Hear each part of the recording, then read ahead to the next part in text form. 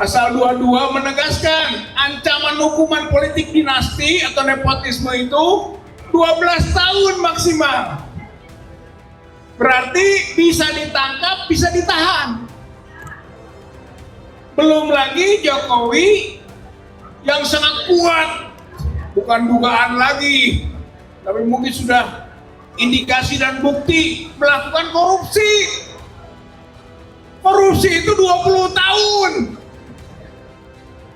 Bahkan korupsi di masa krisis seperti masa Covid yang lalu, itu ancamannya hukuman mati.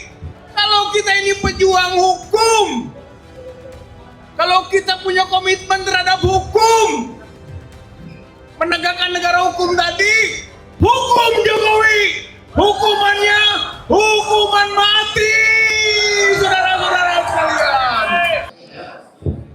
Assalamualaikum warahmatullahi wabarakatuh.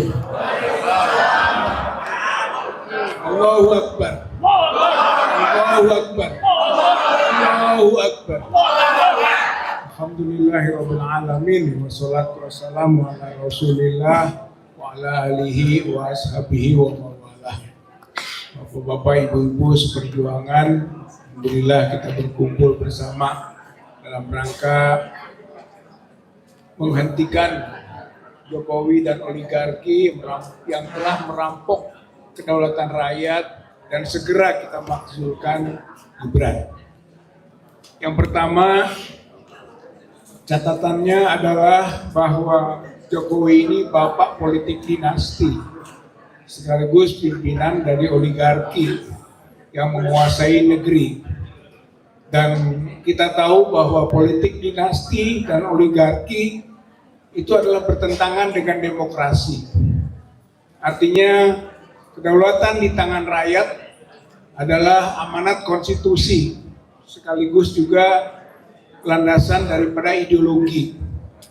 Oleh karenanya politik dinasti dan oligarki adalah bertentangan dengan konstitusi dan ideologi. Oleh karena itu kita sebagai pendukung konstitusi sekaligus juga penegak ideologi harus melawan dan menghancurkan politik dinasti dan oligarki sebagai konsekuensi daripada the founding fathers telah memperjuangkan prinsip perjuangannya pada ideologi dan konstitusi itu. Jadi kita basmi politik dinasti, kita hancurkan oligarki. Saya kira itu amanat konstitusi dan pembelaan terhadap ideologi.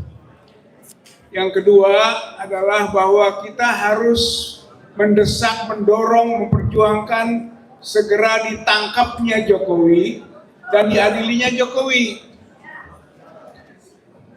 Sekurang-kurangnya dari berbagai delik atau peraturan perundang-undangan yang sudah dilanggar, yang bisa menyebabkan Jokowi itu ditangkap, ditahan, diadili. Yang pertama mungkin boleh kita sebut soal ijazah palsu.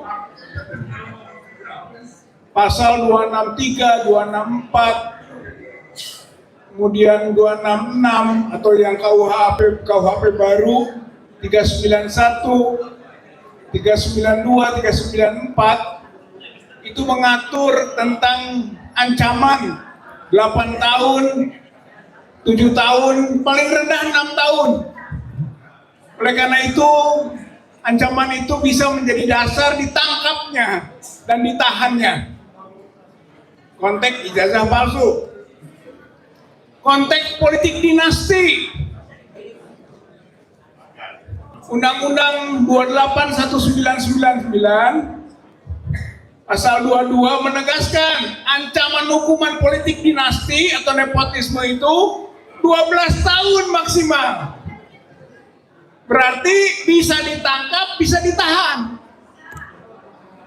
Belum lagi Jokowi yang sangat kuat, bukan dugaan lagi, tapi mungkin sudah indikasi dan bukti melakukan korupsi. Korupsi itu 20 tahun. Bahkan korupsi di masa krisis seperti masa Covid yang lalu, itu ancamannya hukuman mati. Jadi Jokowi itu ditangkap, ditahan, diadili, dihukum mati, saudara-saudara sekalian. Itu kalau kita konsisten dengan negara hukum, kalau kita ini pejuang hukum, kalau kita punya komitmen terhadap hukum, menegakkan negara hukum tadi, hukum Jokowi, hukumannya hukuman mati, saudara-saudara sekalian.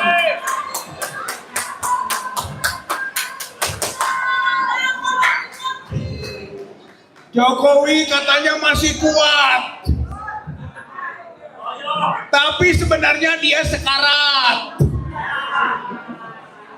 Dia sudah mau mati, saudara-saudara sekalian. Indikasinya jelas. Pendukungnya sudah semakin kecil.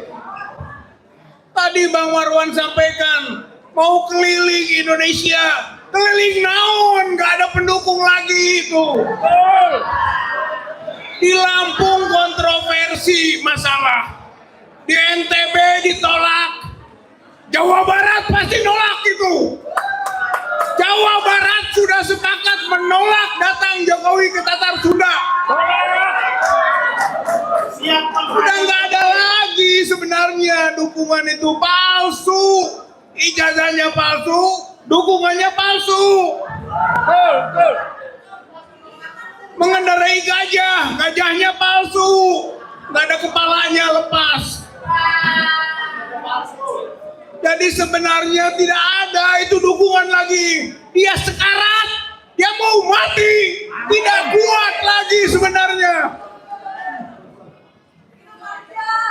Prabowo juga sudah bikin jarak, terlepas jaraknya pendek atau panjang, tapi ada jarak.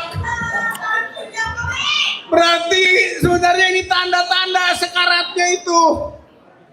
Dan Jokowi sudah jadi common enemy. Musuh bersama rakyat Indonesia. Kalau Anda tanya tadi nama mana yang paling sering disebut? Tadi kata Bang Marwan berapa kali? 6.000 ya? 850. Ini mah 6 juta kali, 8 juta kali disebut Jokowi. Tapi sebagai perampok, sebagai baginda pemuka bangsat. Bukan baginda pemuka bangsa. Dia mau baginda pemuka bangsat. Pemuka bangsat itu namanya Jokowi. Jadi sudah sekarat, saudara-saudara sekalian. Tinggal kita sekarang melakukan konsolidasinya. Sudah sekarat, matikan. Maka yang strategis langkahnya pertama, GMKR ini melakukan edukasi rakyat bahwa kedaulatannya diinjak-injak oleh oligarki, oleh Jokowi, dan oleh tangan anaknya itu yang namanya Gibran. Maksulkan dan hukum Gibran itu, jangan hanya dimaksulkan. Maksulkan dulu boleh, tapi setelah itu hukum ya. Begitu edukasi rakyat. Rakyat dijajah ini. Rakyat ini dijajah, saudara-saudara sekalian. Kita harus merdekakan dan rakyat harus sadar bahwa dirinya harus merdeka lagi. Lepaskan diri dari penjajahan itu. Ambil, rebut kembali kedaulatan rakyat oleh dirinya sendiri. Gerakan rakyat semesta. Gerakan rakyat semesta. Ini kekuatan untuk mengambil alih, rebut kembali kedaulatannya. Itu satu. Dua, beri ultimatum Prabowo. Mau bergerak bersama rakyat, gerakan rakyat semesta, atau dihabisi oleh rakyat. Atau mungkin dihabisi oleh Jokowi. Dua, dia terancam. Satu, dihabisi oleh Jokowi untuk kepentingan Gibran. Atau yang kedua, dihabisi oleh rakyat karena dia tidak berpihak kepada rakyat. Yang kedua. Yang ketiga, bukti bahwa Prabowo bersama rakyat, tangkap, adili Jokowi. Makzulkan Gibran. Itu bukti, bukan omon-omon saja tentang rakyat tadi. Jadi buktinya harus jelas. Beri peluang, beri kesempatan, beri pintu-pintu supaya Jokowi bisa ditangkap, diadili, dihukum, dan Gibran dimakzulkan. Itu baru membuktikan. Jokowi hukuman mati. Yang terakhir, kalau sudah itu beres, baru buat konsensus nasional. Bereskan sistem kepartean. Karena partai ini sudah rusak. Perusak demokrasi itu partai politik. Dia elemen demokrasi, tapi dia merusak demokrasi. Partai politik, benahi sistemnya. Gak boleh lagi ada namanya ketumkrasi. Ketum adalah penentu segala sesuatu. Gak benar itu di dalam demokrasi. Tuh, itu nanti dalam konsensus nasional. 2, kembali ke Undang-Undang 45. Kalau mau kembali ke Undang-Undang 45 sebagai satu gerakan, bangun konsensus pasca Jokowi ditangkap, diadili, Gibran diturunkan, dimakzulkan. Pasca itu. Yang ketiga, benahi reformasi kepolisian. Bangun di konsensus itu. Jangan hanya omong-omong tentang reformasi. Bener, polisi harus direformasi nih, reformasi. Tidak bisa dibiarkan begini. Lalu yang keempatnya, TNI bersihkan. Karena banyak yang juga di sana. Bersihkan. Betul. Maka insya Allah dengan cara begitu dan lain-lain nanti item penting, konsensus itu akan bisa bermakna. Tapi catatannya itu setelah Jokowi ditangkap, diadili, dihukum, hukum mati. Setelah Gibran dimakzulkan dan Gibran juga dihukum karena telah menipu negeri ini. Jokowi dan Gibran adalah penipu negeri ini, merusak tatanan negeri ini. Oleh karena itu harus kita lakukan. Nah, terakhir sekali, kita percaya kepada Allah. Jangan kecil hati kalau kita sedikit. Nah, lama juga jadi banyak. Allah lah kekuatan hakiki kita.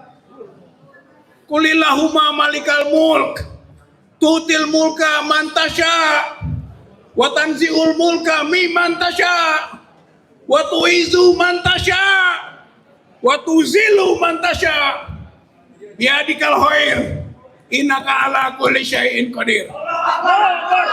Katakanlah, Allah pemilik kekuasaan. Allah beri kekuasaan siapa yang dikehendakinya. Allah cabut kekuasaan itu dari yang dikehendakinya. Allah muliakan siapa yang dikehendaki.